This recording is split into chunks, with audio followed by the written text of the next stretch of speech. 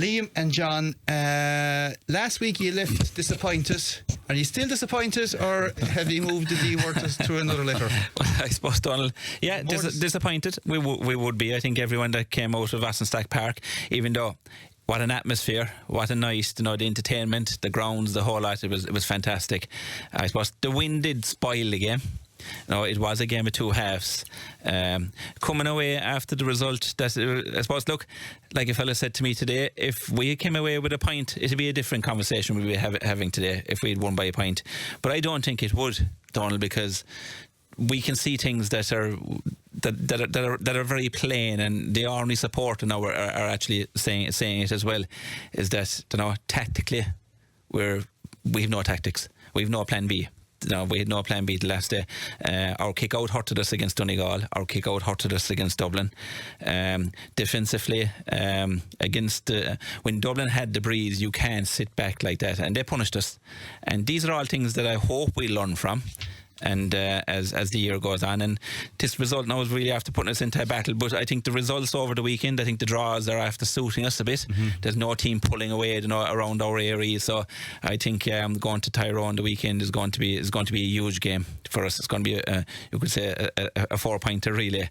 But disappointing in a lot of ways. But look, a lot of people are talking about the management, but the players got to hold their hands up a small bit here now as well, because there was a lot of silly mistakes. That if you were on the sideline, you'd be pulling your hair out. Why did you do this? Why did you do that? We'll have the old saying of it's only February and but that's your saying. Every year we hear that though.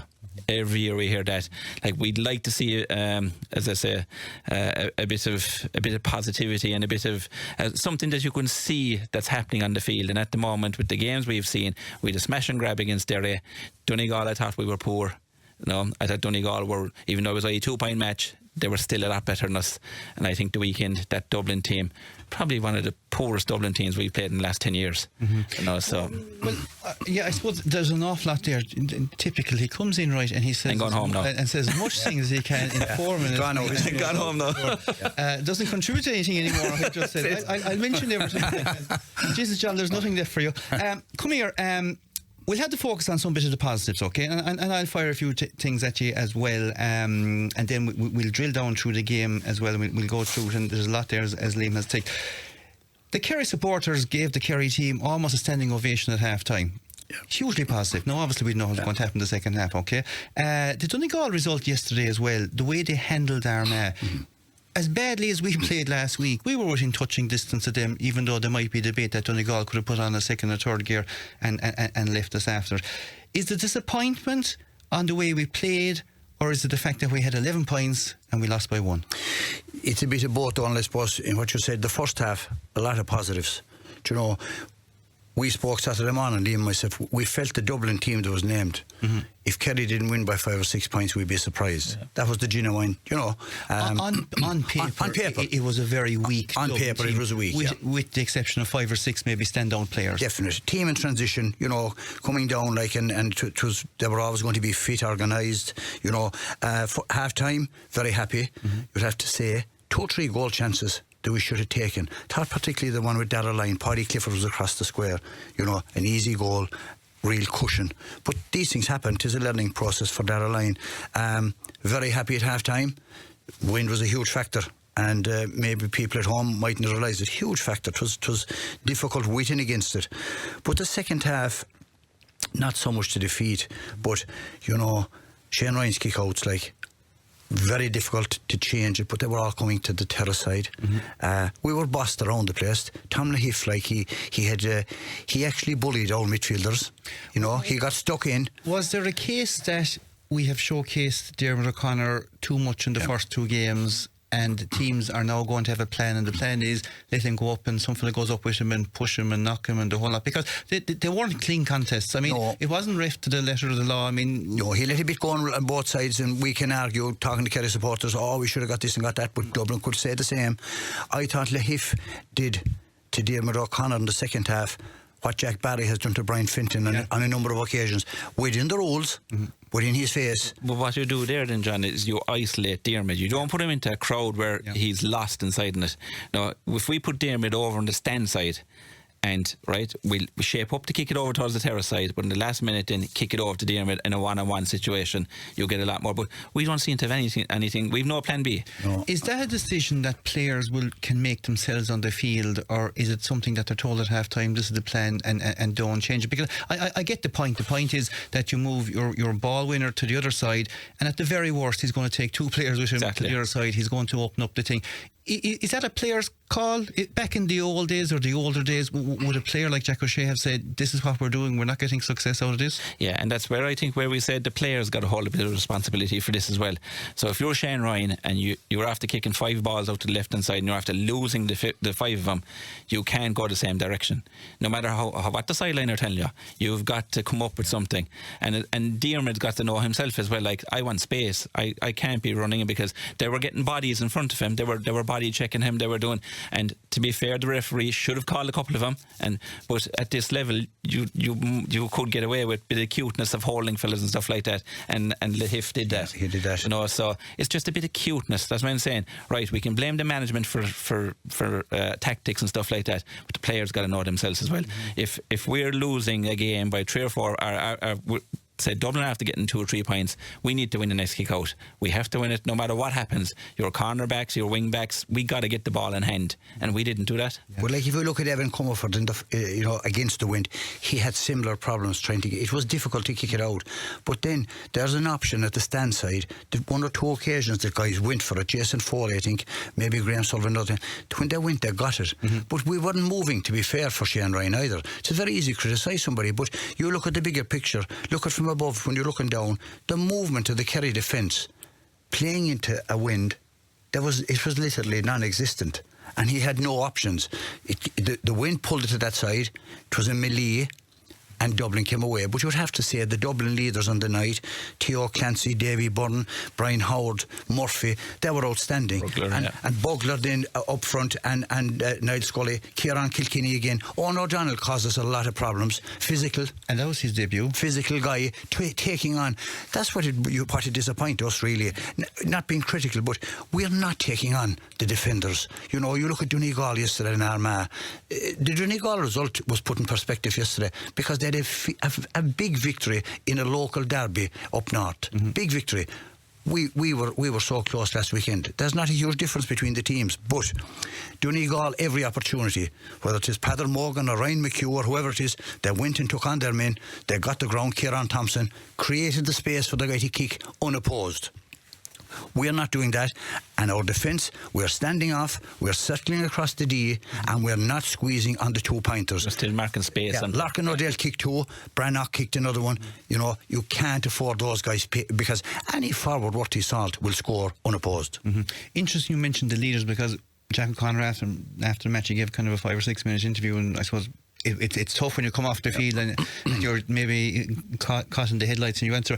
But one of the things he said the Dublin leaders came to the fore in that game, and I won't say it was a hit at your own players, but you're looking around the field and you're saying, where are our leaders on the field? Yeah, and you'd have to question it, because it's all about in a battle, which it was, your leaders stand up, you win the dirty ball, you know, you grind out the result.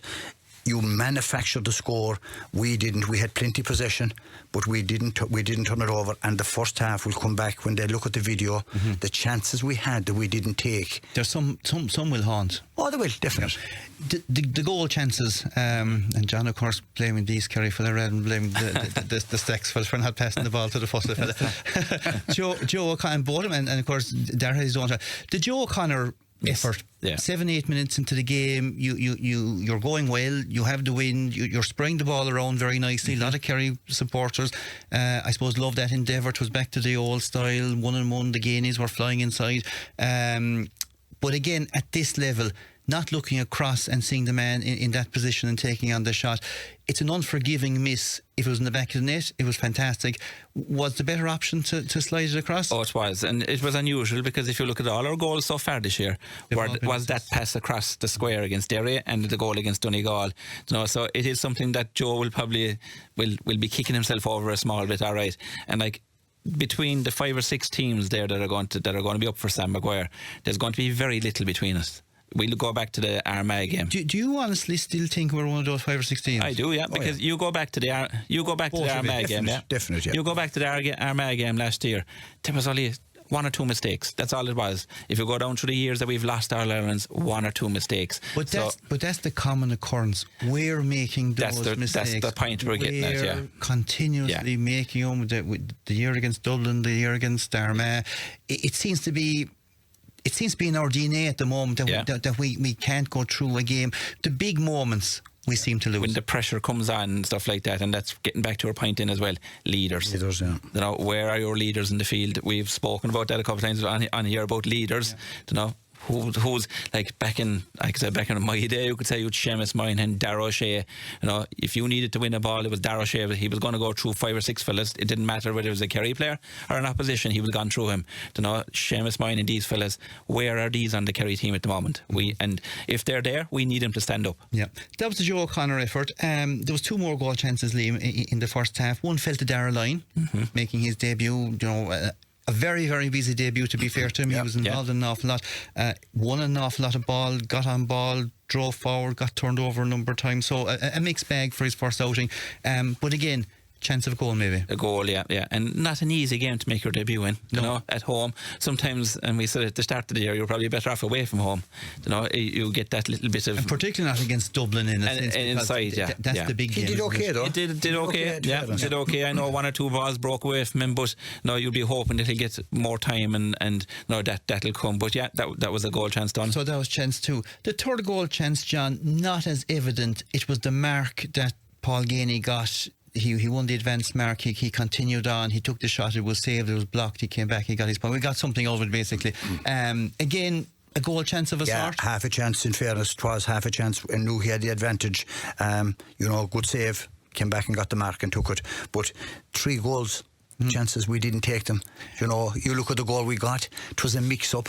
Comerford came for a ball that shouldn't have been his. Ball broken. No better man than Paul. Took his time. Coley started to empty net. And that's where I'm getting to on this point. We had 4 goal chances in the first half. We got 1.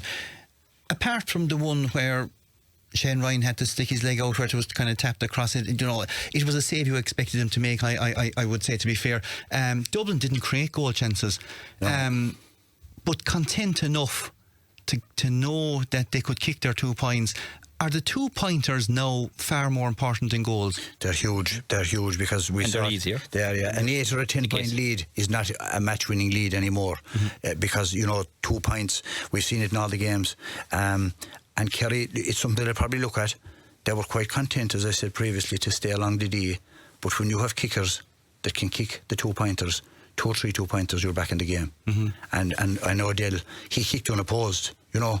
And they were great scores because even he had the wind, he had to judge it. But you know, there's a lot of negativity around the county, Donal, and you know, a lot of unfair negativity, I think, towards both management and players. You know, it's February. One thing you'd ask is, where are we fitness-wise? What are we at the moment? Because we don't seem to be lasting the games, and that's something that, if they're in a block of training, which we're not sure of what they're doing, that would answer that question. That's something that's kind of mentioned and thrown out, Liam, every night. We're in a block of training. We're at a different level. What does that mean to the guy listening? Does that mean that we're running massive laps? Does that mean we're doing weight training? What does a block of training mean that you're not at your peak? I'd say this time of the year, you're probably it's hard because you're with games and stuff like that, and you're trying to do a heavy train. So they're trying to do a fitness regime, which would be a lot of long distance running. You know, probably a lot of body press ups and all that kind of stuff. So it's heavy on the body. So the legs could be a bit heavy, all right, but we seem to be the one team that every year that's behind everybody else. And is that because that we might start later, or other teams start or is it earlier, are we looking at maybe Munster is not as major as every other? You know, you could look why Armagh and Donegal, they have to get up to speed because they have a competitive Ulster Championship. Jim McGuinness said that yesterday after the interview. He says, what about the league? He says, we're playing Derry in a couple of weeks' time. It doesn't seem to be the same with us. We look at our Munster opponents, we'll respect them the whole lot, but it's not a Derry or an Armagh or a Donegal or a Tyrone, you know, a team at the upper echelons of and that's why I think playing these games is important for us, because we're going to meet realistically, you know, our Munster campaign is going to be an All-Ireland quarter-final before we're going to be really tested again.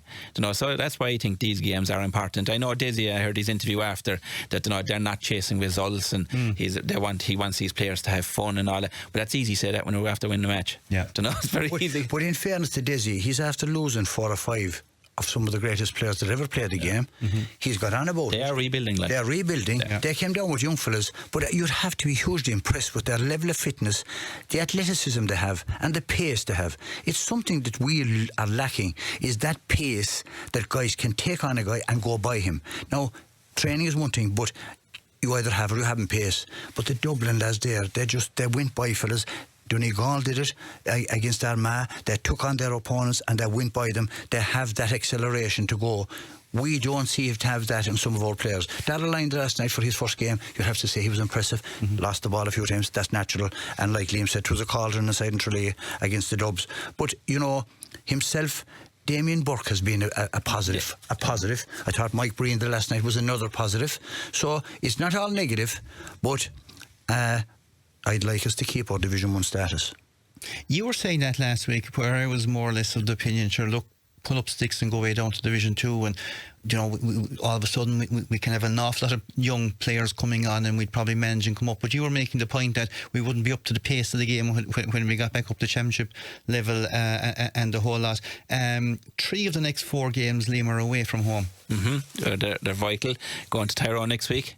Like, out of the 4 games we have left, there's probably 2 that you'll be looking at Mayo and you'll be looking at Tyrone to get results, and you'd probably want the results out of one of the other 2 then as well. No, so it's going to be very competitive for the next 4 games because.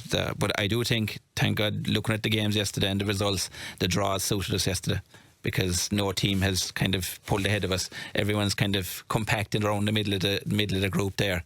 So it's going to be very important. I think next weekend is going to be a huge game above in Tyrone.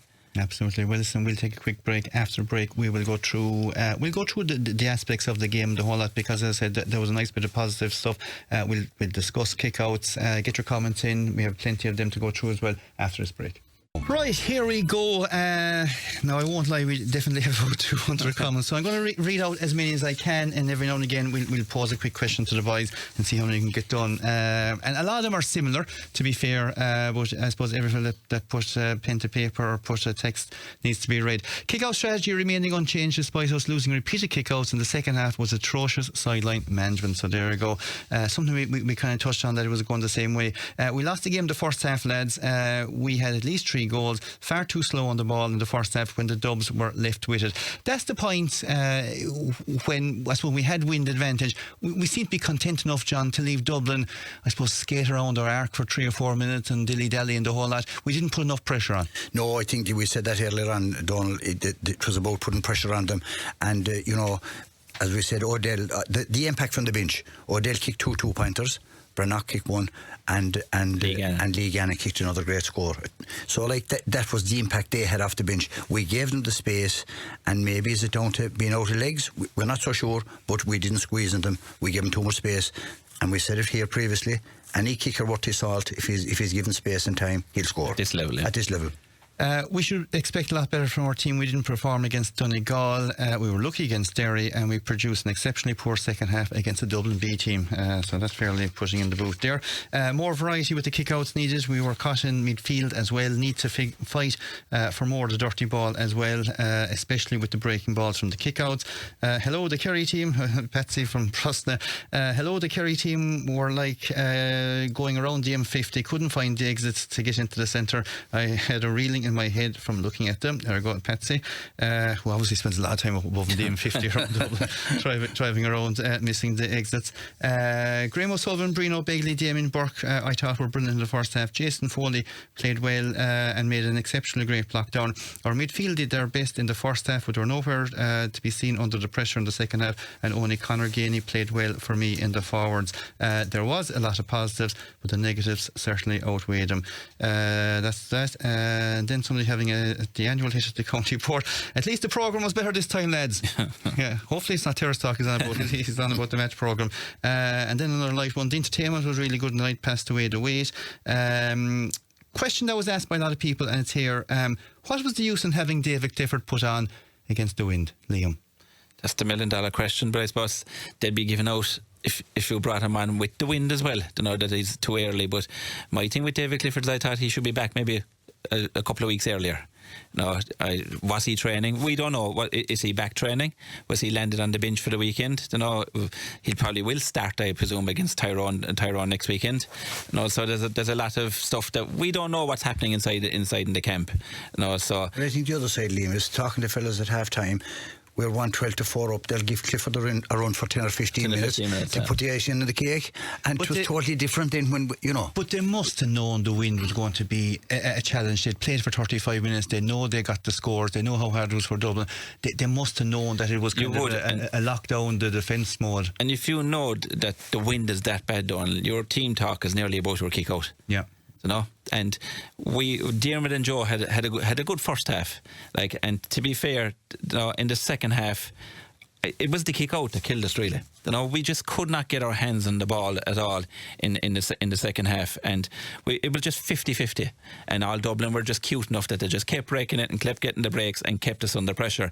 You know, to say that we were wiped out in the middle of the field in the second half, yes, we probably were, but a lot of it was down to the non-coaching of our kick-out. Mm-hmm. There was no one-on-ones in the middle of the field. It was crowded. We were all bunching up. It was crowded. Unusual because it was crowded in the Derry game. It was crowded in the Dublin game. But when Donegal played us, there was never a crowd. They scattered to the four winds. So are they maybe further along in the rules and knowing how to exploit them with the help of Michael Murphy? Yeah, what Donegal did when we said last week, they all came into the middle and they scattered left, right and centre, and they went long and they went short, whereas we all knew where the ball was going to be coming. It was all over to the Terrace side, and it was just 50-50 then, and off we go. And people would have to realise the wind had a huge impact. The wind had a huge impact, yeah. Will the wind have a huge impact on these rules in particular, particularly when you're forcing a goalkeeper to have to kick it out 40 yards, which it'll hold up in the air, and it suits one team because once it's up in the air, so you're just waiting for it to fall down. Yeah, well, it makes more entertaining. Yeah. You know, I know we're passionate with Kerry. We want to be winning, but it does, because I've met people coming out of the match and, you know, only for the result they enjoyed the game because it was an entertaining game and there was a bit of atmosphere. I can tell now it took me about an hour to get out. I couldn't find anybody who enjoyed the game. But it was just, it makes the whole thing, and I think we just have to adjust it. Yeah. We have to come up with plans for it, Donal, and we don't have a plan B, that when we struggle with a kick out, and we did it against Donegal, we just don't have a plan B. Yeah. That's just it. John from Kilcoman better read this one out. To Terrace Talk, looking at the Kerry versus Dublin game, I believe that the Kerry team are far too far, so it's obviously exceptionally far, gentlemanly. The Dublin team played robust football throughout. It's time for Kerry to change. Is there a bit of that in us? Have you know, the Paul Galvins of the world and that type of player? Are we gone too nice? Are we gone maybe? We don't have him. A bit soft, maybe. No, we don't have him. You could see through the county championship, and you tell me, or the listeners can text in with players who think that should be in that position, but I don't see him out there. The way the rules are coming now, of course, they're less likely to even be found, because I mean, now you should hand the ball back to people, right, and it's one-on-one, the whole lot. Hi Donal, where was Barry Dan O'Sullivan? He wasn't even a sub on Saturday night. What's going on by Jack? Well, I can tell you, Barry Dan was sitting 2 seats below me.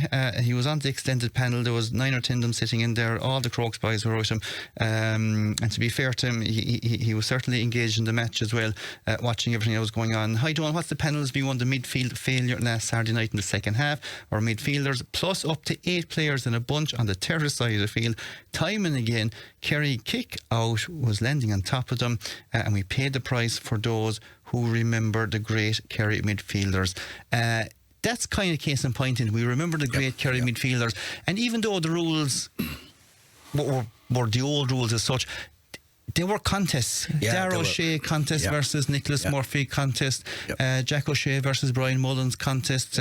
We can remember all those. It's a very good point by the listener there, but like it was, as we said previously, there was 8 or 10 bodies around. Lahiff in particular, they broke the ball, they spoiled it. They didn't allow Kerry get clean possession. There was an awful lot of breaking ball, but Dublin picked a lot of the breaks. They had the wind at their back then, and they could afford to use it, and they did, and they used it very well.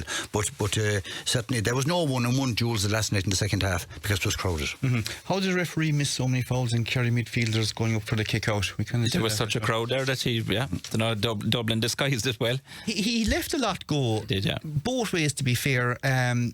Is that for the enjoyment of the game as well? Or is it just the way the referee is? I know about the enjoyment. Well, is there a lot wrong with letting it go either? We'd be here and and the listeners rightly so would be texting in, he blew for everything, he played to the letter of the law. This guy let it flow the last night. Some of them went against us, but some went against Dublin too. So they even out it in the day. But he let it go, and he let that bit of physicality come into it, which there's nothing wrong with. No, another man who, of course, watching the match the last evening was Andrew Moynihan. Good evening, Andrew. Will you share some positivity, because these two boys are so negative? I might end the show at 7 o'clock, Andrew. Yeah, I suppose it's kind of hard to be positive after such a defeat, and even further when it's to Dublin. I mean, with the Dublin-Kerry rivalry that we've become so accustomed to in Dublin, and of course maybe dominating that rivalry since the turn of the 2010s. It's always a difficult result to take when you lose to Dublin. So like as the lad said, there are some positives you could take from the game itself. In particular, I was sort of impressed by a few debutants. I don't think they did themselves any bad throughout the game. In particular, maybe you're looking at Tyrone wasn't too bad on the day, settled in well into the game. It also, Brino Biogliak, first game back into just straight into it, and Joe O'Connor straight back into it themselves. Didn't do themselves any injustice. In particular as well, I thought Mike Breen was quite impressive at the number 6-year-old, and seemed quite composed. He got a few assists and 2 great turnovers in that second half. So look, a number of positives. I suppose the negatives do kind of take control after a result like that, and you're sort of looking at with that game, the positives of the first half, could they have been more positive? You're looking at the goal, the chances that we had to maybe put that game to bed. As we said, there's probably 4 big goal chances that we had in that first half. Burns had he went for the point early on with the fist pass, maybe right option. Joe O'Connor's miss. There was a stumble kind of effort from Darragh, which just kind of fell out, unfortunately. And there was also another one where we turned over a kick out, and I think it was Sean O'Shea dispatched it to Burns, who opted for the point. And, in retrospect, is the goal on there? Hard to know. Of course, this is all hindsight. And, you're thinking maybe just one of them goals, would they have secured victory? Would that have been too much of a mountain for Dublin to climb in that second half?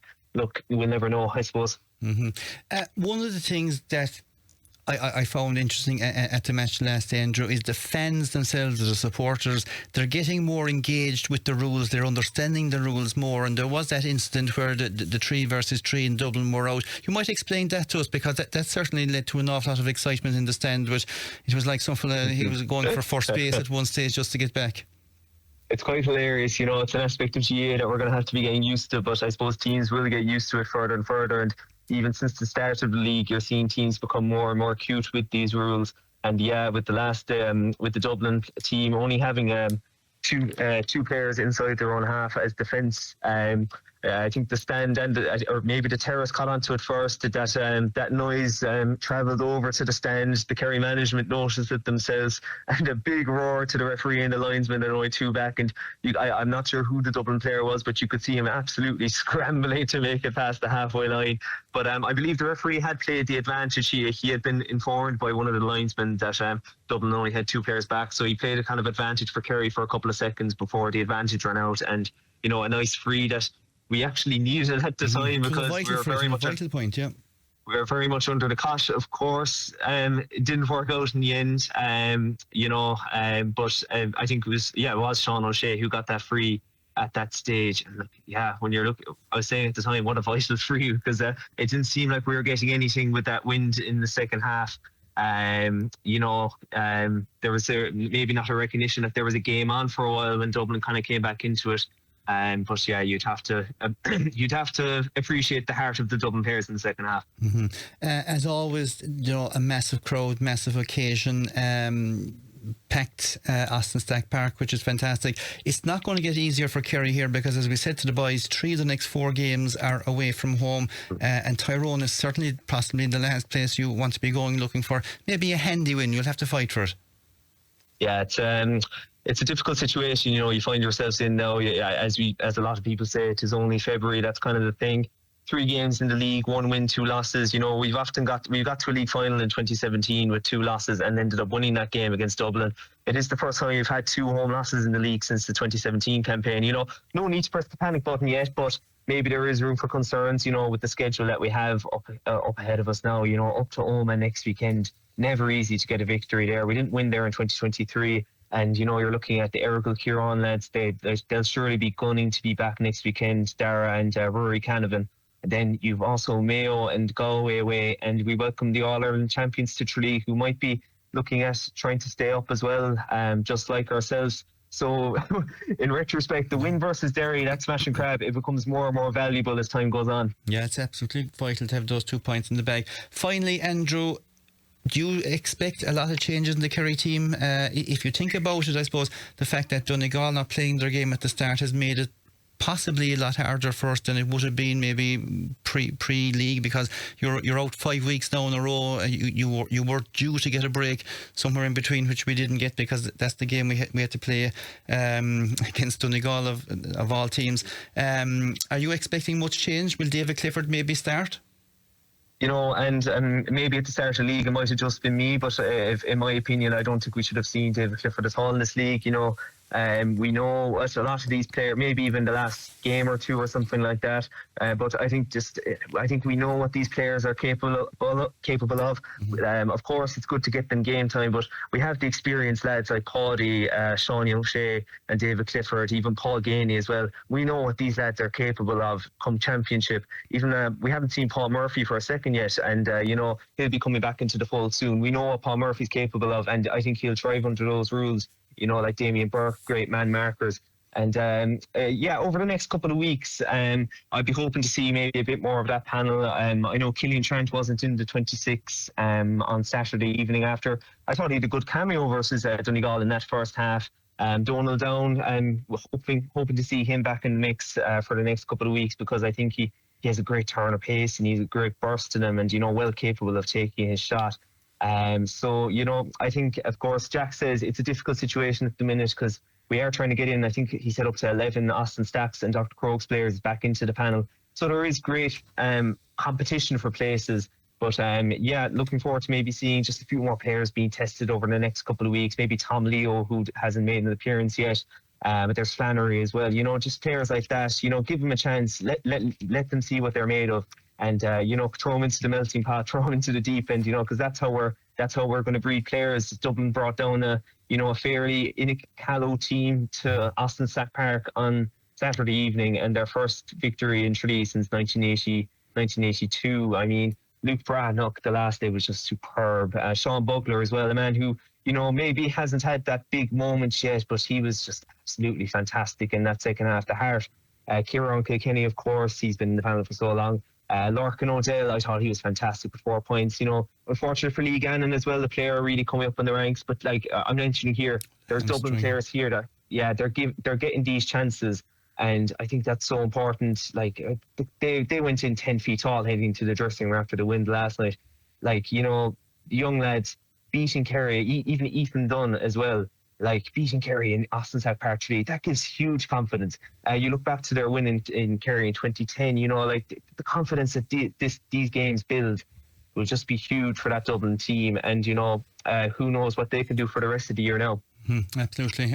We'll finish up there, Andrew. Big win for Fireys in the Super League, going well, and a big loss for Glenflesk as well. You'll have to check into the family heritage there. Rathmore showing them the ropes there yesterday. Thanks very much, Andrew. That's Andrew. Andrew's point about the amount of young players, and one of the things that we missed, Liam, and obviously you being the big Segerson fan, some of these boys played in the Segerson Cup only a couple of days before this game. That's right, yeah. So it just shows that Dublin aren't afraid to But doesn't it show too the fact that some managers are afraid to leave their players play in the Segerson? Here we have fellas at the top of their game playing Segerson, flying form, and they come down to Kerry to produce. Well, I think what these new rules and this new game that we have, fellas need to play football. That's what it's looking like. You need to get out and play football. You can be minding fellas all you want. I wouldn't agree with him there about David Clifford, not seeing him in the league. You just can't magically, come in. I think you need to be playing football. And it was back in John's time, it was nothing but games, and you go training with backs and forwards. A lot of these box games and a lot of these hand passing games and stuff like that, it's a thing of the past now. So there's going to be a big overhaul in training teams now from now on. Fair play. We need more coaches and less players. More football coaches. More football coaches. Way more comments. Don't not much point in blaming the midfielders when the players on the ground are asleep to the breaks. Yeah, there's an element of truth in that, isn't there? I mean, there was a number of balls that were knocked over and they travelled 20 yards, and it just seemed to land in a Dublin man's boot and picked up at their ease. It's a tough time for the players in the heat of battle, but absolutely woeful from the Kerry management. No variations. Things weren't working against the wind. 3 games, 3 huge totals conceded, and this is unsustainable. And leading on to that, because obviously the management are getting a lot of stick, but I did have a comment there about how easy is it, Liam, to get instructions onto the field? Not that easy. Yeah, so it's not like the county league game where you can roar across the thing and John will tell you there, like there's things that you do in training sessions and stuff like that, and it happens, and it's so different in the game. You could pull our hair out. Like, you look at it, guy. There's a fourth official now, Donal. You can't go be outside your rectangle. Yeah. If you do, you're pulled back. Mm-hmm. You can't. You have no runner to get the word in. It's so difficult for a management team to get the word in. But I think, look, that we've been in sticky situations before. We remember the night inside Stack Park where we saved a penalty. Dermot Murphy against Sligo, and could have gone out of the championship. And people were heaping on the management. It's very easy to blame people. Of course, there's things. I'd say if they looked at it, if they could play that game again next weekend, they'd make changes and they'd do things differently. Mm-hmm. But you only get one chance. But again, I know I keep harping on the conditions of the wind dictated how the game was played. Now, if Kerry had no wind in the first half to really have made a game, because Dublin wouldn't be so far behind at half time, they'd have played it away as well. That was Dublin's second team, lads, and Dublin left an awful lot of scores behind them. They could have won by a lot more. Paul Ganey played really well, and he really shows up when we need him. Other forwards were left wanting. Congratulations to Paul Ganey on his 30th goal. You're dead right, Donal. He could have had his 31st as well. One goal at a time, I suppose. Donal, too many young lads not stepping up to the mark. Too many players playing in the shadows. Here we go. Ask Liam and John, why did Kerry not mark Bugler in the second half? He was always on the ball and there was no player near Yeah, and it's a good point. And like John said, we were doing it in the first half as well. Yeah. And like Dublin had over 70% possession in the first half. We had a storm at our back. You need to push out. And I think that fear is there that we can't mark. Is the fear there that if we pushed out, we would have been picked off far easier inside in the yard? Would we have left space? Are we not backing our 1-on-1 defenders? Well, see, that's the thing. Are we not backing our defenders? Am I afraid that Donal can mark his man? Am I afraid John can? Like, you got to take chances. You'd have to say as well, we lost Tom Sullivan and Brino Begley through injury. Yeah. Huge loss. And Brino Begley was having a great game. He kicked a 2-pointer. At the wrong time. Tom went off. We think it's a calf injury or is it a hamstring, one or the other, a muscle injury anyway. So huge losses. And he was very good in the air, Begley as well. He was getting there. Darren Lyne tried very hard in his debut, Donal. Yes, a few things went wrong, but he will surely get another chance. Donal, is it fair? Oh yeah, here we go. She never mentioned that actually. Donal, is it fair to have the extended panel players sitting in the crowd? Surely they should be sitting in better seats. I kind of touched on that earlier. They were sitting up at the back of the stand, maybe 2 rows underneath the press box. They had all sectioned off. Derry Murphy was doing a great game, letting them in, letting them out, and the whole lot. And Paul Murphy was actually sitting there as well. I know somebody mentioned Paul Murphy earlier. Hi Donal. Oh, here we go. I'm going to give this guy Yeah, if there was a prize, you'd be getting it, but we don't have a prize. Hi, Donal, a Derry fan here. I bet you'd like to have Paddy Tally back now. I suppose from the defensive strategy, maybe that's pointless. Is there merit in that, maybe? I don't know. It's the game is evolving, like Liam said. It's a new game, and we have a new management team in place. I said it here last week, but I think Jack O'Connor's our manager. Jack O'Connor should be on the line. He should be orchestrating what's happening, and I think all the rest should be taking a back seat on match day. I think it's the manager is the guy that the players look up to. He's been there and done that. He has his critics. Everybody that goes on the sideline has their critics, but he's a lot of positive things done for Kerry. I think now's the time for Jack to, this is my team, I'm on the line. The others are telling him in the earpiece, but he leads. And look, Paddy Tallies, and we can talk about the guys that's gone, Michal Quirks and all these fellas. They're all a loss in their own right. But we have what we have now. Apparently we've one of the best coaches in the country in Cian O'Neill. We've Jason McGahan, right? We've Ed in, and we've Pam McCarthy and James Costello. That's our management team, but we've one manager. Let him lead from the sideline now. Fair play. Now, we'll take a quick break. Now, a lot more comments coming in. Jerry Enrathmore is up next. And something that, to be fair to Jerry Enrathmore, I've been thinking of this, but I was afraid to say it. But I'm going to say it anyway because Jerry said it. The new rules have destroyed football. More hand passing, more playing across the field, passing back to an unmarked goalkeeper. It's boring, it's rubbish. 2-pointers, half circle has ruined forward play. Jerry Enrathmore. He's not that wrong, to be fair. I know obviously none of the FRC boys would have Jerry in as a member. I'd agree with him with the goalkeeper side. But the goalkeeper, the unmarked goalkeeper. Goalkeeper is a pain. If you look at it and you're a defender and you're wondering why you're not coming out off the arc, of course you can't come off the arc because you have a goalkeeper sitting there as a spare lad. He's not going to kick a score. He's the guy that's going to pick the pass eventually, and if he's not, he's going to wear down the clock. That rule has to go, Liam. Yeah, I think they'll do something with the goalkeeper. I think they will, yeah. Well, they just say the goalkeeper is the goalkeeper. Goalkeeper is the goalkeeper, and that maybe don't come outside the 45 or whatever. That's what that'll be it. Yeah. Jerry's point: more hand passing. If they're not going around the arc, that's where the hand passing part comes, obviously, go around and around and around. Now, people will say, look, they're trying to find an opening, John. But it's a clever way of taking down the clock, particularly now when you're in a field and you can look up at the clock and you know you can hang on to it for a good bit. Absolutely, and you look at Mayo and Tyrone yesterday, you know, the total contrast to Donegal Armagh. It was ponderous, it was pedestrian, it was across the field, and it was certainly not something that you would whet the appetite to look at. And rightly so, you can hold possession. Dublin did it, you know, holding possession, don't give it away, wind down the clock, and the extra man out the goalie. I think that'll be changed. I think the goalie will be inside, and that'll be it. Lads, too much negativity. David is back. Shawnee's playing great. Paul is news, and the new players are looking really good. Jack was God in 2022 when he won the All-Ireland League, so don't burn him now. Dublin scored 4 points against the Wind. We scored 3. End of story, William. 4 versus 3. That is the fair argument, really, isn't it? It is. Look, we won, beat by 15 points. No. Yeah. No, and like I said earlier, that if we'd won by a point, we'd be having a different conversation. No, but it's just that, I suppose, in the past history, when games come down to the line, we seem to be at the wrong side of the line. And maybe it's just 1 or 2 tactical moves, bit of coaching, a bit of and I think it's not going to make or turn this into a scientific thing or anything. It's only 1 or 2 small things, if Kerry change, will improve us. Like I thought last night was our kick out. And a struggle against Donegal as well. If we can work on that, get some sort of a pattern, get some sort of movement, I think that will help us. We will have the forwards defensively then as well. All right, we'll just have to start marking man to man. No, the standing off fellas and stuff like that. No, you're only with the 2-pointers now. You're going to invite trouble. Richard Fitzgerald, another comment in. Prior to the game starting, Dublin were in a different place with the speed and pace of their warm up. Lost the game by not maintaining possession against the Wind. We're kind of identifying that as the bit where we didn't push out in the whole lot. And just to add to Richard's bit, because obviously when you're rocking at 5:30, you have a lot of time to watch the warm up. But Kieran Kilkenny, just before the warm-up, during the Dublin warm-up, he didn't participate in it at all. He kept away from it. He kept kicking 2-pointers.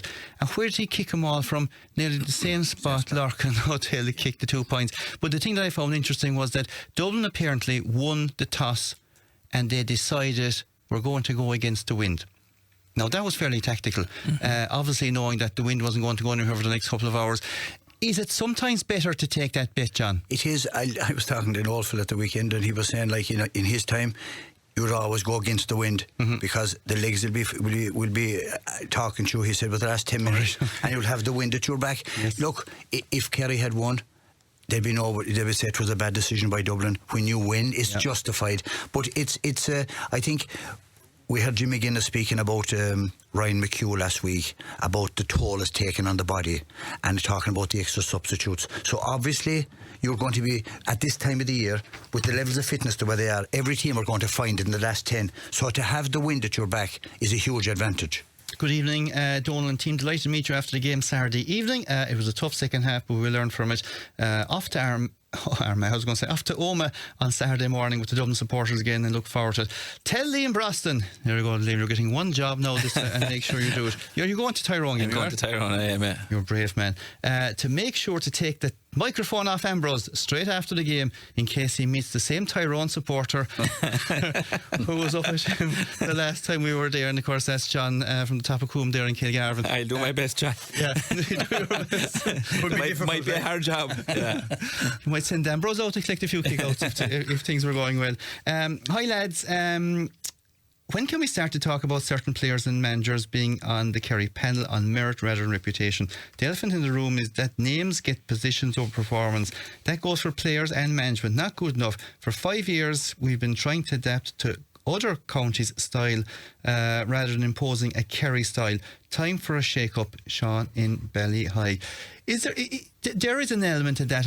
I met a lovely Dublin couple who were Kerry supporters on the way out, and they did feel that some of the established players were getting kind of a free run, where the younger fellas, they're getting 20 minutes and they make 2 mistakes and they come off.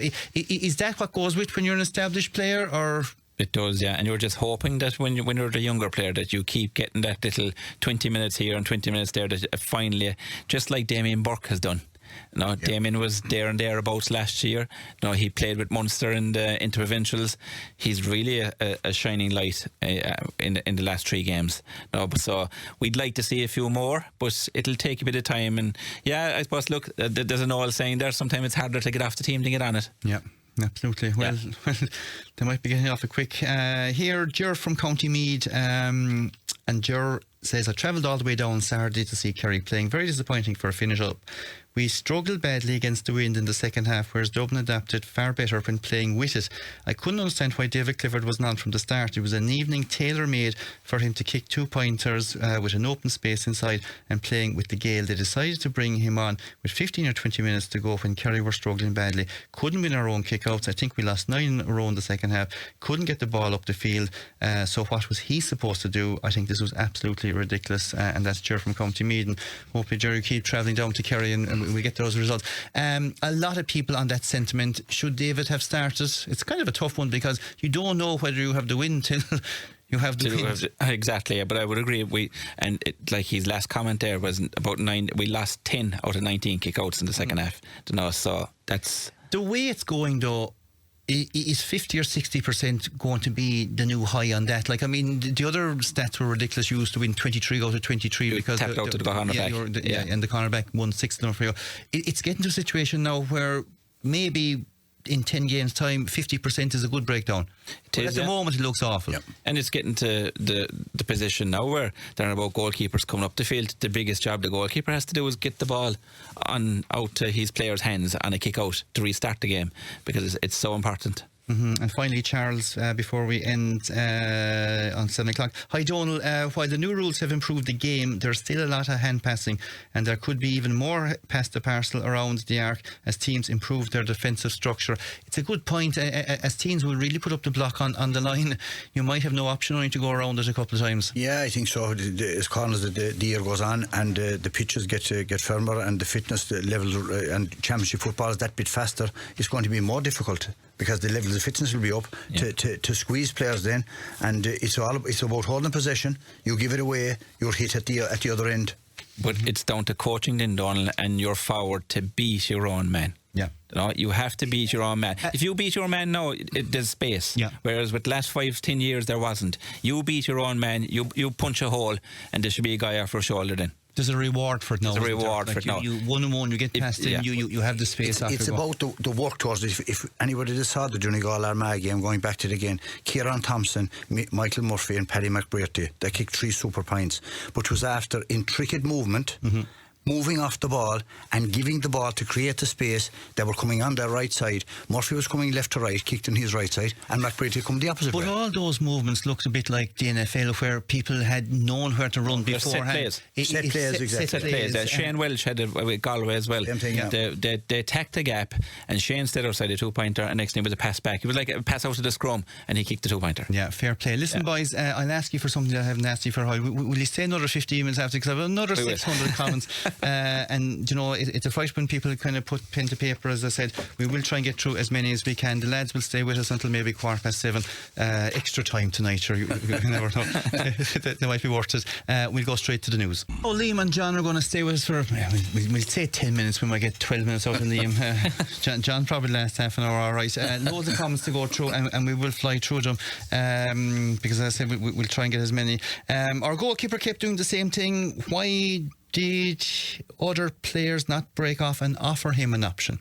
Obviously, this goes back to kind of the leaders on the field kind of idea that, you know, everybody kind of went into the huddle and got the ball in one direction. But there was very few players. I think, to be fair, Jason Foley might have done, and Graham, I think, definitely at one stage. And we did win possession, but maybe we're putting them further off down the field, or we didn't get out as quickly as we could.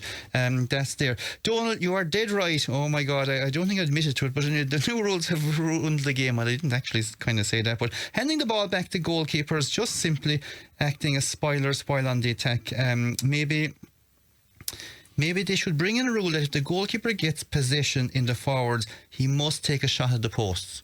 I suppose it's a novel enough idea. At least he's going to be effective. He has to do something. I think just time to the post. Time to the post. Yeah. Time to the post, like an unwanted goat. Jesus, the poor goalkeepers are getting a bad rep on this, because whoever sat down, they kind of said goalkeepers weren't important anymore, that, you know, you're going to make a goalkeeper run up the field. I mean, the goalkeepers and they were never more important now. No, never more. Yeah, you know, but like, apart from the kick out, I get it, but I mean, obviously it was your job to mind the goal and protect it. I mean, if you go on, I suppose, the amount of coaching courses that goalkeeping coaches are there and the whole lot, there seems to be less and less of a need for that now. Now fellas are scrambling, how fast can I get you up the field, and what position should you be taking? And in fairness, John, last couple of years we've been saying here, fast kick outs, giving it to the nearest man, getting the possession, and that's what they were focused on and conditioned to do. Now it's the total opposite. The goalkeeper nearly has to be the fittest man in the field now, because he's up and down the field, and then he has to go back and kick the ball out and make sure he gets the ball out. You know, so it's going to be a hard position for. Yeah, absolutely. Dublin Donal gave us a schooling in the new rules. It's a simple enough game, lads. Get the kick-outs right, break more than even at the middle, and take the shots quickly. We're poor in all these aspects. Simple game, yeah. All the points are there, yeah. You didn't write that, no? No. Based on the performance, lads, we're not All-Ireland contenders. Don't be pretending we are. There you go. I told you. I never rule us out, Donal, in fairness, you know. Yeah. But is that based on the heart, John? Like, I mean, you 3 games in now, you've seen where we are, you've seen our bench, you've seen our panel, you've seen the extended panel. Are you still hopeful? I would be. I think you never rule out Kerry. They're going to be a last 4 team, no matter what happens. Liam hit the nail on the head a while ago. Whether you're outsider or management or whatever, the small margins, that's what games are won and lost in. We've been at the wrong side of that, and we can say why. Yeah. And is it up to the management to get it right? But at the end of the day, the player that goes beyond the white line, he has to take the responsibility. I think we're going to be in there. We need to get a few players. We have a few, but we need to get a few more to further build that squad. And we've said it here several times, to be fair to everybody. Are the players out there? A local guy said to me the weekend, we need a few more from North Kerry. I asked him who. He couldn't name anybody. So that's the reality. I think what's in the mix, the Eddie Healey's and the Killian Trants, I don't think there's any more outside of that, to be fair to them. But it's a huge step up from club county championship to National League and All-Ireland series. Huge step up. And it's a new game from now as well, because before your defenders could sit back into a pocket, and now they're after realising 3 games in, there's no more sitting in pockets. You've got to come out now, you've got to man up with a fella. And the same with our forwards. There's no point handing the ball over and back to field. You've got to take your man on. Yeah, new game. So we're adjusting to all this. New Gamer says, why do we keep doing the same things over and over again, and we all expect to get different results? It's absolutely madness, and Kerry have done this 3 games in a row. Yeah, absolutely. Well, that's all those. We'll move on to the next bunch of them. Maybe they're not going to stop anyway. Why is Cian O'Neill doing all the team talks? Is he the manager now? I was at the match on the Terrace end, and it looked like he was calling all the shots, Liam. Yeah, and I think John was dead right that Jack will have to come down to the sideline now and be the face on the sideline and lead the bus for whatever direction we're going.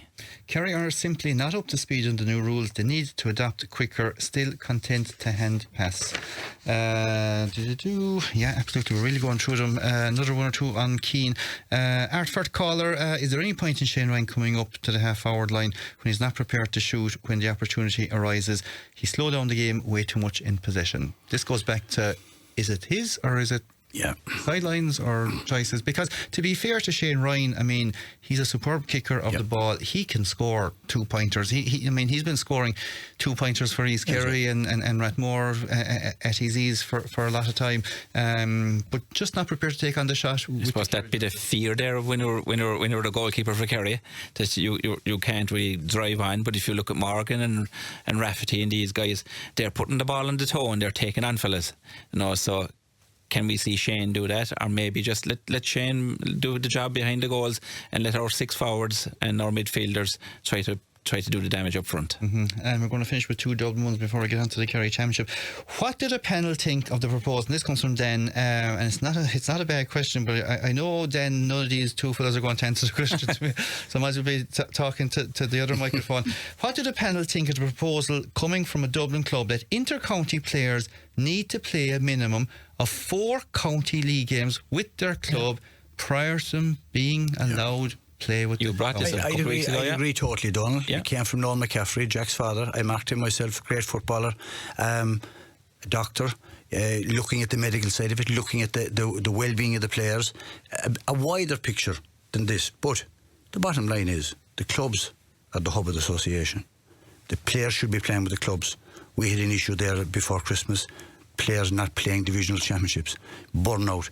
Jack O'Connor made a point, we have 3 championships. I think that's for Kerry to look at, but I think it's a very good proposal. I think it'll get a lot of backing, may not go through, but there's a lot of merit in it. A lot of merit. There's a lot of guys in that Kerry jersey, if we go through the list there, that played very little games last year, whether club or county. And we spoke about it off the air. A number of people have spoken to us. We're losing the grassroots of the association.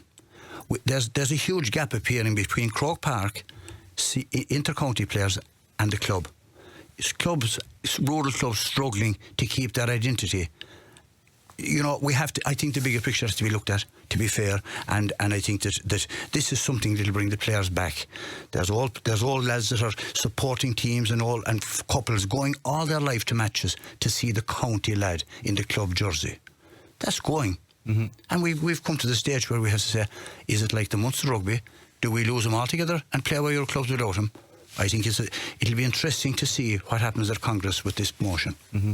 It is an interesting one because it's one of those things that we're either going to have to make the division and say your county. And it's coming to that stage. It feels like it's coming to that stage. The GP with their report as well, that the players probably should be getting more money, and it's all about the money now, isn't it? It's all seemed to be coming in that way. And the report came out and it said something. I'm only paraphrasing, but they were all out of pocket to 4,500 on average over the year, and how much they'd lose over the whole lot, and they lose the amount on the education and the whole lot. And while all that is factual and it's all true, and I don't doubt it for a second, the GA was built on a voluntary basis. I mean, what about the guy that goes down and trains the under-12 team twice a week and maybe puts a few in the car and puts out the flags for a county league match? And I know people say, look, they don't exist anymore, but they do, because the clubs are still built on that. I mean, I'm with Kilcummin, and I mean, we have a juvenile committee, and the meeting was about who do we get to look after the under-6s and the 8s and the 10s, and the amount of work to get the field ready, and you have Saturday, and then you have away games, you have blitzes, and then behind all that, the amount of paperwork now to be a person inside in the club. I know it's all needed in the whole lot, with the Garda vetting and all the safeguarding, which is all needed, to be fair, but it's another layer that just kind of turns maybe people away from it and say, sure, look, I just thought I could go down and stand on the sideline and do a few things. But I know it's all part of it and the whole lot, but we're making it kind of next to impossible to get volunteers ready into it, and it's all going to hurt the club.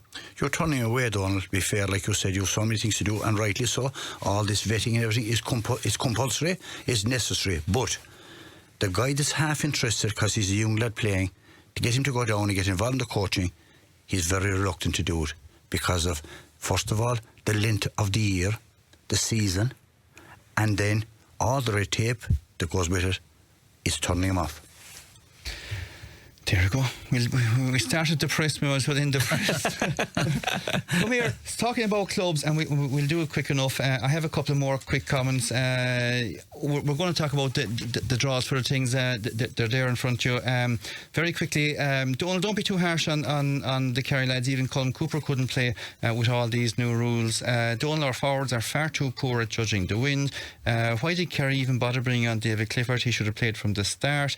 And I love the way then underneath it all there's this kind of sneaky one. Why, Donal, was there no apology in the programme, in this week's programme?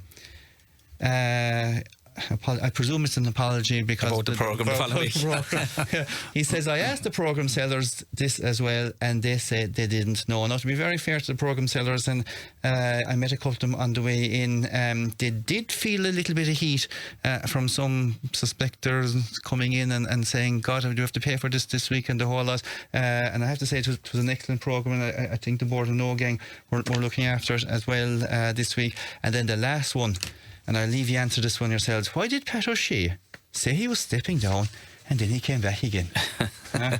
Well, somebody else can answer that question. Come here, speaking of Pat O'Shea and the Crokes, the draws were made, John. The seniors, it's a bit different this year. It's 3 groups of 3 in other years and the whole lot. 1 winner. Some tough groups, some kind of handy enough groups. Yeah, they're tough. Like Austin Stacks back there in with their neighbours Nagale and Timple No. You'd expect Stacks to come out of that one, I think. Dingle, Kinmare and Milltown Castlemaine.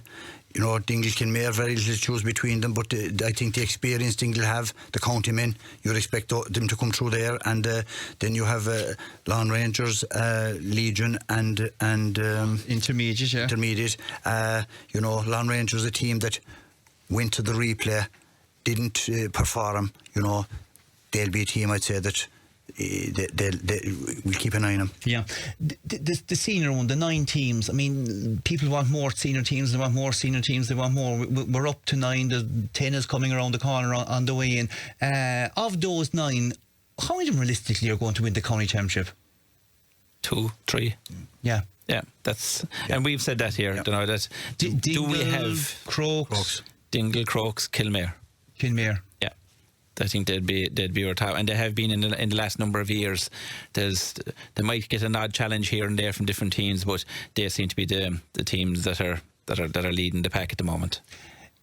And yet, behind it all, I mean, you were talking about the divisional teams having to go through this runner where one of them have to naturally disappear out of the way, and the whole lot. And I thought that's something for the other night. But a lot of the district teams will be picking their teams off the intermediate section coming through. Very competitive section. Intermediate, probably the most competitive competition in the country, not a mind in Kerry. You know, there's a lot of teams there who will fancy their chances. A lot of teams will put in a lot of effort. You know, so that's not an easy competition to come out of. No. Go through the 4 groups of 4 there. Yeah, like you have an intermediate, you have Group 1, you have first of Fieries, Kilcummin and John Mitchell's. You know, a toss of a kind between all the 4 teams there. Group 2, Lawn Rangers, Listowel, Ballydonohoe and Killarney Legion. I suppose, look, we'll be looking at Lawn Rangers, but you've the Legion thrown in there. Listowel won't be no pushovers either. The Gaeltacht in Group 3, then the Gaeltacht, Mary's, Glenflesk and Desmonds. Glenflesk are a team that I've kind of kept an eye on with the last couple of years.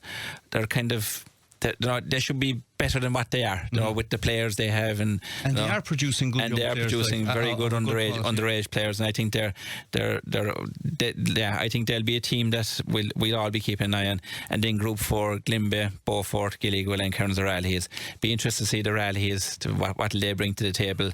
But Glimbe, Glencar had a good campaign last year. They were competitive enough to a point last year, and I mean they have young Thomas Kennedy coming through as well, and I suppose a lot of the older fellas haven't retired. It's tough to see at this stage who's going to come out of it, but this time last year we probably didn't suspect the likes of Lone Rangers were going to mount a challenge, and it kind of came out. Everybody had stacks on their thing. So in the absence of having no stacks, John Kennedy, who's the big fish there? Big fish, like as I said previously, Lone Rangers having the experience of being so close. Glimbe had a very good campaign as well, you know, and I think it'll probably be between the two of those. Kearns O'Reilly's, will it depend maybe on how many of the older fellas, the likes of David and Tommy, are they going to give it another go to lend their experience? Barry, John and these lads. But you know, it's hard to look beyond Lone Rangers or if the two Cliffords get going, you're looking at Fossa, you know. So there's a lot of teams that'll throw their hats in the ring. They're in the same group as Kilcoman, they won't. Well, I suppose. Kilcoman will be no pushover either. Yeah, I don't know. On to Junior Premier. Ones where we're all really acquainted with this level, John, aren't we? One that we aspire to get to. Group 1, Dewar, Renard, Warfel and Ballyduff. Now, Dewar had a great season last year. Yeah, great season under John Halpin, you know, and it'll be interesting to see will take up this year where they left off last year. You know, a few fellas like Donal Maher, will he be back? Back from Australia. You know, Anthony Maher, is he going to continue to play? And, you know, they have a good squad and a lot of young fellas. We'll be keeping an eye on those. Renard are kind of an underdog kind of a team as well. I see him play last year in the County League.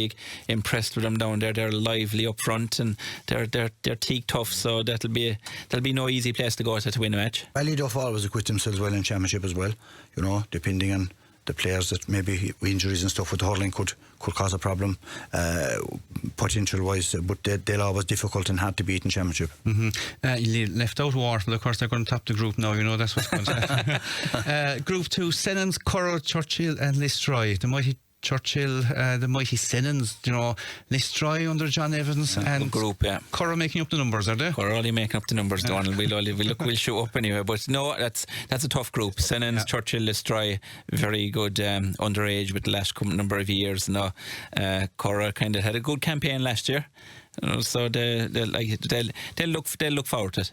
Yeah, Ballymac, of course, most people's favourites. Castle Gregory, St. Pat's, Blennerville and Drummond Pearses is in the third group. The fourth group, where Ardfert came out of it last year, again one of the teams that people probably maybe at the start didn't say they're going to jump out. Ardfert, Keele, Brosnan and now Naskal. Of course, Keele with Keith Evans playing with them as well. A lot going on there. Let's bounce down to the junior group. Liam, fire through the junior ones there for me there. Yeah, Group 1 you have Cordal, Valentia, Skellig Rangers and Myvan, and Group 2 you have Kilgarvan, Two Sist, Ballylongford, Cremon and Lisbole. Group 3 then you have Tarbert, Scart, St. Michael's, Filemore and Sneem Derrynane, and Group 4 you have John Kennedy, Ashdy, Notnagoshel, Finuig and Beale. And what does John Kennedy do with his defensive arc? Do you come out of the arc now? It's 14 behind the ball, Donal. We can't do that anymore, John. We'll be giving away a lot of 1.3s. Depending on what referee you have, we can't have 14 men behind the ball. Come here, John, before we finish up, the new rules, we're talking about the county and the whole lot, and the clubs have been at it now over the last number of weeks in the various district leagues and the whole lot. Are your gang kind of excited about the new rules, or are you approaching them in I think if you're a forward, you're going to have more space, Donal. Yeah. You know, there's a lot of positives. I think the goalie is one that has been highlighted at inter-county level, but don't see that being a big one in club football. But I think the games that have been played so far, what I've heard from a lot of people is they've gone quite well. High-scoring games. The referee is doing quite well, in fairness. You know, most of the games they had linesmen with them up to now mightn't happen throughout the year, but common sense is being used, and there's no great negativity while it is league football, and that's good. The one thing I noticed about the games that have been played, there's a lot less hard hitting, belting, because the ball moves on fairly quickly. More space, yeah. And I have seen the ball moved up and down the field the odd time for the whole 50 yards for the bit of giving out and the whole lot that goes on there. Will the likes of Kerry enjoy that kind of game? I think they will, yeah. I think all teams, like John said, all footballers now will enjoy it. I think a good defender will enjoy the one-on-one battle. It was said to me down South Kerry that a lot of the older gang, and I won't say older like ourselves, but a lot of fellas that would have stepped away, like the Michael Murphys of the world, maybe for a year or two, would be thinking about maybe coming back to this kind of environment of playing these particular rules, because they know they're not going to get walloped as hard as it was.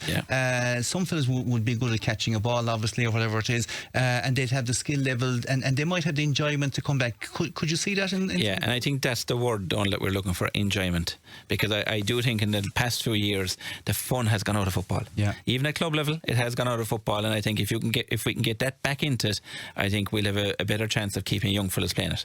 Absolutely. We better end on that, or otherwise we'll go into next Monday. It's positive. Will we win or lose in Tyrone? I think Donald. I think we'll win. Actually, you're super positive about everything. Oh, I think we'll win. I think Tyrone are not what they were. Do you think we will win, or do we have to win? Well, I'd say relegation-wise, the 2 points are crucial. But I think we'll win. I think there'll be a bounce from it.